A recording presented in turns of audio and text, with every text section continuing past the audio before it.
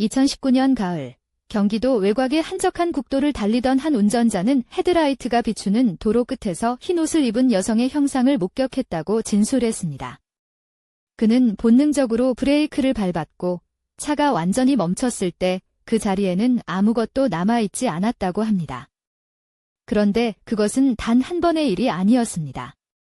그 도로에는 이미 수십 건의 유사한 신고가 해를 거듭하며 쌓여 있었습니다.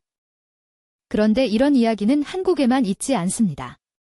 필리핀 마닐라의 발레테 드라이브, 영국 웨일스의 안개 낀 고갯길, 멕시코의 라 요로나 전설까지 지구 반대편의 전혀 다른 사람들이 놀랍도록 비슷한 경험을 보고해왔습니다.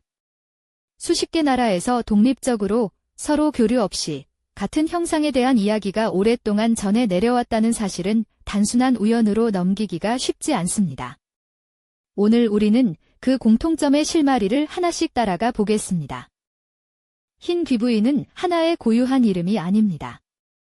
영어권에서는 화이트 레이디, 스페인어권에서는 라 요로나, 한국에서는 처녀 귀신 혹은 흰옷 귀신으로 불리는 존재입니다. 민속학자들이 각국의 기록을 비교한 결과 이 존재는 거의 예외 없이 흰 계열의 옷을 입고 인적 드문 장소에서 목격되며 어떤 방식으로든 비극적인 죽음과 연결되는 것으로 알려져 있습니다. 이름도, 언어도, 문화도 다른데 그 묘사만큼은 기이할 만큼 겹쳐 있습니다. 한국의 전통 설화에는 억울하게 죽은 여성의 혼이 이승을 떠나지 못한다는 이야기가 오래전부터 전해져 옵니다. 장마가 지거나 달빛 없는 밤, 외딴 산길이나 다리 아래에 하얀 소복 차림의 여인이 나타난다는 목격담은 조선시대 야담집에서도 찾아볼 수 있는 것으로 알려져 있습니다. 이 이야기들에는 공통적으로 배신이나 이루지 못한 사랑, 혹은 부당하게 빼앗긴 목숨이라는 비극의 씨앗이 담겨 있는 것으로 전해집니다. 수백 년이 지난 지금도 일부 지역에서는 그 믿음이 여전히 살아 숨쉬고 있습니다. 필리핀 마닐라에는 발레테 드라이브라 불리는 도로가 수십 년째 현지인들 사이에서 가장 유명한 귀신 명소로 손꼽혀 왔습니다.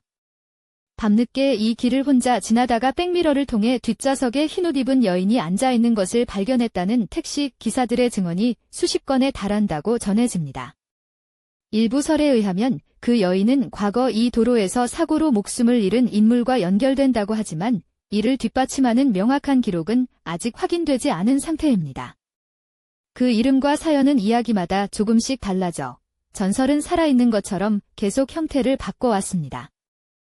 영국과 아일랜드에는 수백 년 된 성체와 저택을 배경으로 한 흰 귀부인 전설이 여럿 전해져 내려옵니다. 웨일스의 한 고성에서는 탑 위에 흰 형상이 나타난다는 이야기가 중세 문헌에도 기록돼 있는 것으로 알려져 있으며 이 지역을 방문한 여행자들이 사진의 원인 모를 흰 형체가 찍혔다고 주장하는 사례도 이어져 왔습니다. 이 유령들의 사연은 대부분 사랑하는 사람을 기다리다 죽거나 부당하게 목숨을 잃은 여성의 이야기와 연결됩니다.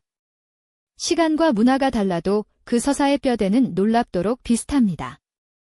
멕시코와 라틴 아메리카 전역에 전해지는 라 요로나 부는 여인의 이야기도 이 계열 안에 노딥니다. 물가에서 아이를 잃고 통곡하며 떠도는 흰옷의 여성이라는 형상은 16세기 스페인 식민지 시절 기록에도 등장하는 것으로 알려져 있습니다. 이처럼 동아시아, 동남아시아, 유럽, 라틴 아메리카에 걸쳐 흰옷, 밤 혹은 황혼, 외진 장소, 비극적 죽음이라는 네 가지 요소가 거듭 반복됩니다. 각 문화는 그 이유를 다르게 설명하지만 형상의 본질적인 묘사는 경계를 넘어 일관되게 이어집니다. 목격자들의 증언에는 시각 외에 다른 감각에 대한 묘사가 함께 등장하는 경우가 많습니다. 형체를 봤을 때 갑자기 온도가 떨어지는 느낌이 들었다거나 불쾌한 정적이 흘렀다거나 잠깐 눈이 마주쳤다는 진술들이 반복됩니다. 심리학자들은 이러한 신체 반응의 일부가 극도의 긴장 상태에서 뇌와 신경계가 만들어내는 생리적 반응일 수 있다고 설명합니다.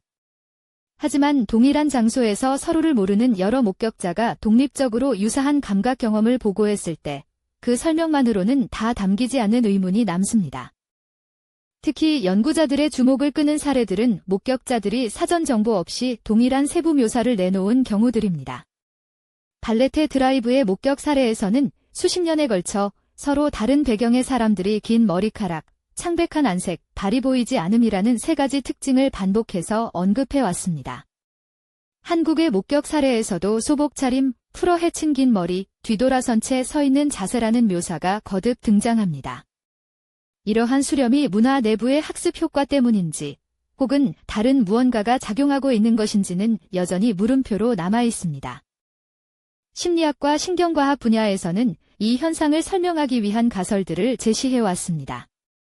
그중 하나가 파레이돌리아 불분명한 시각 자극에서 사람의 얼굴이나 형체를 읽어내려는 뇌의 성향입니다. 특히 밤이나 안개 속처럼 시각 정보가 불완전한 환경에서 이 경향은 더 강하게 나타나는 것으로 알려져 있습니다.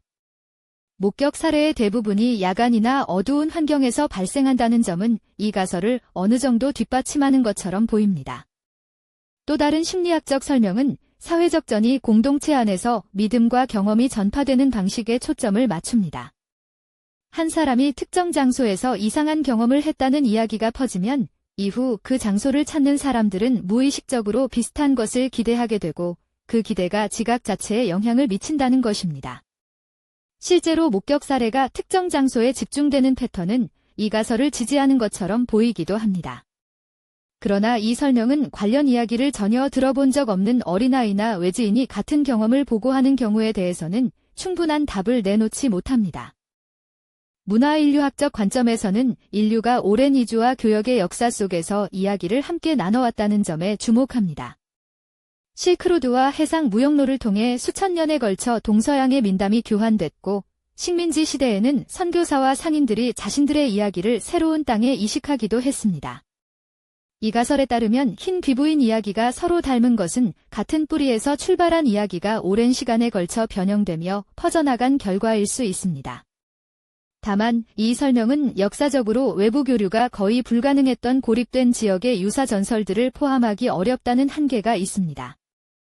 스위스 정신과 의사 카를 융은 인류가 집단 무의식을 공유하며 그 안에 원형이라 불리는 보편적 이미지들이 존재한다고 주장했습니다. 흰옷의 여인이 그 원형 중 하나 죽음, 애도, 억울함, 이승과 저승의 경계를 상징하는 이미지일 수 있다는 해석이 일부 학자들 사이에서 제기되어 왔습니다. 이 이미지가 문화와 언어를 초월해 인간의 심층 심리에 새겨져 있기 때문에 서로 교류 없는 문화권들이 결국 같은 형상에 도달하게 됐다는 것입니다. 매력적인 가설이지만 집단 무의식 자체가 아직 과학적으로 검증된 개념이 아니라는 점은 이 설명의 명확한 한계로 남습니다. 결국 어떤 가설도 이 현상의 전부를 설명하지는 못합니다. 파레이돌리아로는 서로 다른 목격자들이 동일한 세부 묘사를 독립적으로 내놓는 이유를 충분히 설명하기 어렵습니다. 문화 전파 이론은 지리적으로 고립된 지역의 사례들을 포함하지 못합니다. 사회적 전이 가설은 사전 지식이 전혀 없는 목격자들의 사례 앞에서 한계에 부딪힙니다. 어쩌면 이 현상은 하나의 원인이 아니라 서로 다른 여러 요소가 복잡하게 얽힌 결과일 수 있습니다. 그리고 여전히 어느 가설로도 쉽게 담기지 않는 사례들이 있습니다. 특정 장소에 대한 어떤 사전 정보도 없이 처음 방문한 외국인 여행자가 같은 형상을 목격했다고 보고한 경우, 또는 아직 관련 이야기를 학습할 나이가 되지 않았던 어린아이가 유사한 경험을 이야기한 경우들입니다. 이러한 보고들이 착각이나 사후 과장인지 아니면 우리가 아직 이해하지 못한 무언가를 가리키는 것인지 현재로서는 단정할 방법이 없습니다. 확실한 것은 이 물음이 여전히 열려있다는 사실뿐입니다. 수천 년의 시간 동안 수십 개의 언어로 수백만 명의 입을 통해 전해진 이야기. 그 이야기들이 이토록 닮아있다는 사실 자체가 이미 하나의 미스터리입니다. 인간 심리의 메커니즘 때문인지, 문화의 교류 때문인지, 혹은 우리가 아직 이름 붙이지 못한 무언가 때문인지 지금으로서는 어느 하나를 선택할 근거가 충분하지 않습니다. 어쩌면 답이 존재하지 않는 것이 아니라 우리가 아직 그것을 발견하지 못했을 뿐일 수도 있습니다. 당신이 사는 곳에도 비슷한 이야기가 전해 내려오고 있나요? 오래된 지역 전설이든 직접 경험한 이야기든 그 기억이 아직도 지워지지 않는다면 댓글로 나눠주세요. 이 미스터리는 혼자서가 아니라 더 많은 사람들의 기억과 기록이 모일수록 조금씩 더 선명해질 수 있을 것 같습니다. 다음 영상에서도 설명되지 않는 것들을 찾아 함께 들여다보겠습니다.